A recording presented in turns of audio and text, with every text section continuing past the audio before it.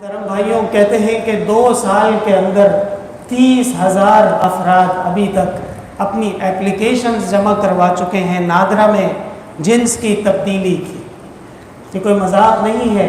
30,000 افراد جب معاشرے کے اندر ہوں گے اور وہ جنس تبدیل کر چکے ہوں گے، کبھی آپ اس شخص کی حالت دیکھیے جس نے اپنی جنس تبدیل کی ہو۔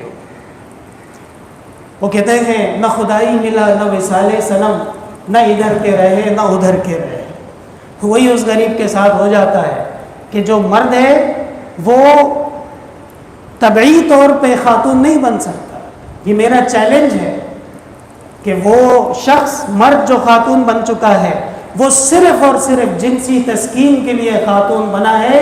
ڈاکٹرز نے یہ فیصلہ کیا ہے کہ اس کے اندر مادہ منویہ ممکن ہی نہیں ہے کہ مرد خاتون بن جائے اور اس کو حمل ہو جائے، وہ پریگننٹ ہو جائے۔ کیسے ہوگا؟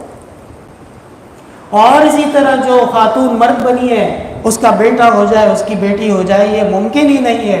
اللہ تبارک و تعالی نے ان کے جسموں میں وہ صلاحیت نہیں رکھی ہے۔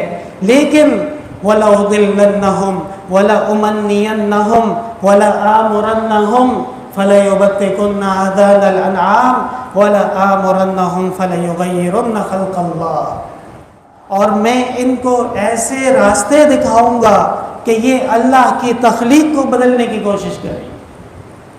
پتہ چلا کہ یہ خالصتاً ابلیس کو خوش کرنے کے لیے اور خالصتاً شیطان کے اس وعدے کو پورا کرنے کے لیے زور لگایا جا رہا ہے۔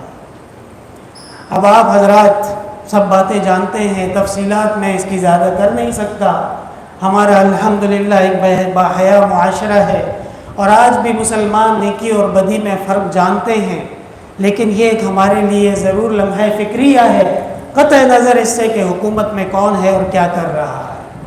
اب یہ باتیں رہ گئی ہیں، اب معاملہ سنگین ہو چکا ہے۔ معاملہ اب آ گیا ہے قرآن و حدیث کی مخالفت کا۔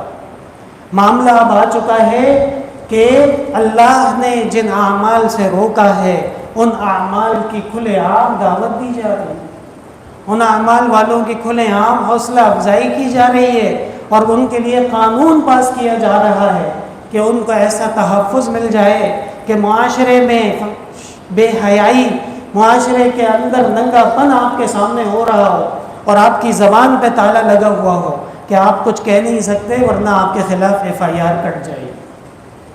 یہ جو سلسلہ ہے یہ مسلمانوں کے لیے ایک لمحہ فکریہ ہے، اور یاد رکھیے گا کہ اس قسم کے اعمال کے بعد پھر عذاب آتا ہے۔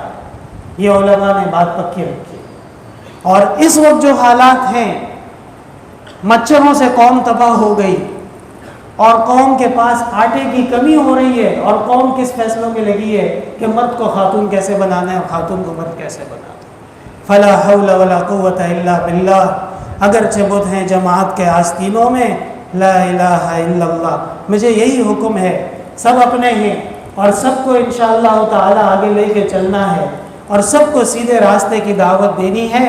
لیکن پشتوں میں کہتے ہیں لکنڈ زویا سخو بویا، کچھ تو نقل و حرکت ہونی چاہیے، کچھ تو احساس ہونا چاہیے، اور کچھ اپنی تاریخ سے بھی انسان کو شرم و حیا ہونی چاہیے۔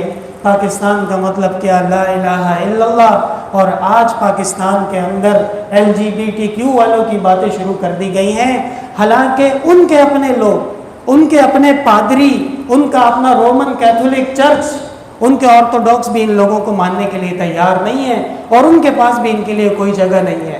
ہمارے ہاں الحمدللہ دین میں نے آپ سے کہا مسائل موجود ہیں، اور ان مسائل کی تفصیلات صفوں میں موجود ہیں کہ جب جماعت ہوگی پہلے آگے بڑی عمر والے مرد ہوں گے، پھر نوجوان ہوں گے، پھر بچے ہوں گے، پھر خنثی مشکل ہوگا۔